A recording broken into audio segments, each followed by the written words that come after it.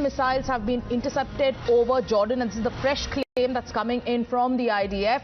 So IDF says that it has complete air dominance over Tehran and that it has intercepted Iranian missiles over Jordan.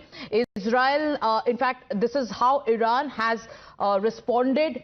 Shrinjoy, if we just look at the way things are panning out, at this point of time, which side has an edge militarily and what next for each side?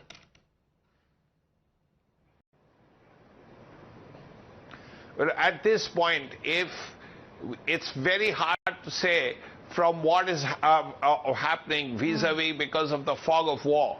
But one thing is clear, that Israeli weapon systems have hit Iranian nuclear establishments. The enrichment plants have been hit, the centrifuge factories, production factories have been hit, some Indians have been injured. So clearly there are missiles and weapon systems that are hitting places in Iran. That's the first thing. Of course, there have been strikes on the other side as well. But according to general information that we have got from neutral sources, there have been more casualties in Iran at this point. So that is very clear. Now the question is, Iran, of course, is a bigger country, so in a bigger target. And Israel has planned this for a while. They know where the weapon systems are. They know where the air defense systems were. They know where the enrichment plants were. Some of these attacks were done, perhaps not from Israel itself, but from inside Iran. So this would have taken a lot of preparation. So that is one. Most importantly, India wants the war to end.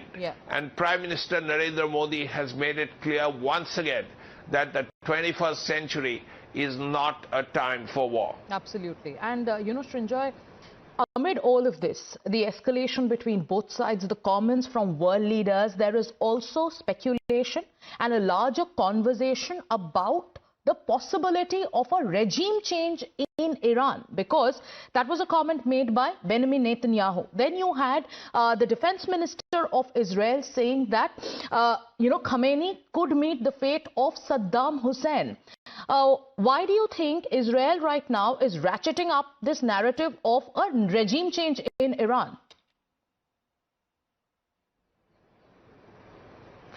A regime change can happen if there is a ground operation.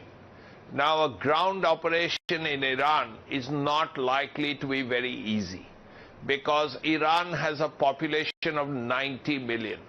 Israel has a population of 9 million.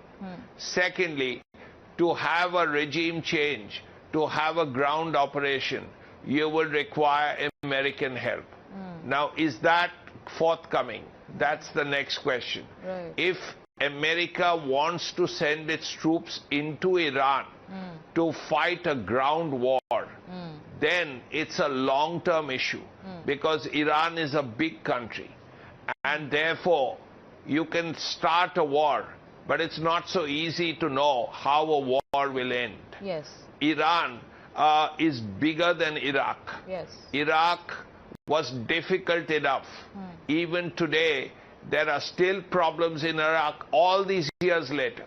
So Iran would be much more difficult. Is this something the Americans want to do really? That's the question. Absolutely. But you know, when Donald Trump, while cutting short his visit at the G7, when he made that mention of not a ceasefire, but something bigger, there was a lot of speculation and conversation around what does something bigger mean. And the statements that came after, especially, you know, the way he slammed Khamenei. But do stay with us because we have to get in the latest perspective. What has Donald Trump now said? He's issued what he calls the ultimate ultimatum, demanding Iran's unconditional surrender. Will Iran agree?